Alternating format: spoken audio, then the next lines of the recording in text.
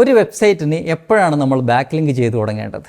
അതായത് ഒരു പുതിയ വെബ്സൈറ്റിനെ സംബന്ധിച്ചിടത്തോളമാണ് നമ്മൾ ഈ പറയുന്നത് കേട്ടോ. ഒരു പുതിയ വെബ്സൈറ്റ് തുടങ്ങിക്കഴിഞ്ഞാൽ അതിന് ബാക്ക് ലിങ്ക് ചെയ്യുന്നതിലല്ല നമ്മൾ ആദ്യം കോൺസെൻട്രേറ്റ് ചെയ്യേണ്ടത്. ആദ്യം നമുക്കതിന് വേണ്ടിയിട്ടുള്ള കണ്ടൻറ്റുകൾ പ്രിപ്പയർ ചെയ്യണം.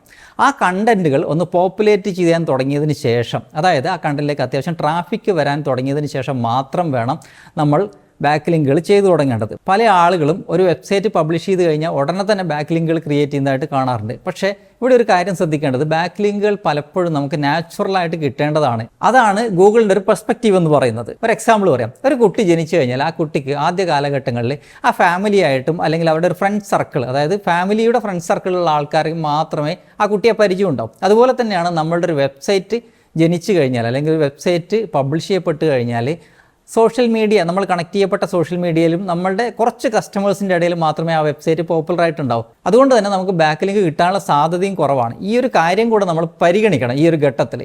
പിന്നെ നമുക്ക് ചെയ്യാൻ പറ്റുന്ന ഒരു കാര്യം എന്ന് പറയുന്നത് പ്രൊഫൈൽ ബാക്ക് ലിങ്കുകൾ ഈ ഘട്ടത്തിൽ ക്രിയേറ്റ് ചെയ്യാവുന്നതാണ്. അപ്പോൾ എല്ലാവരും ഒരു വെബ്സൈറ്റ് പബ്ലിഷ് ചെയ്ത് കഴിഞ്ഞാൽ ആദ്യം കണ്ടന്റ് സ്ട്രാറ്റജി ഉണ്ടാക്കുന്നതിൽ ശ്രദ്ധ കൊടുക്കുക, അതിനുശേഷം മാത്രം ബാക്ക് ലിങ്കിലേക്ക് ശ്രദ്ധ കൊടുക്കുക.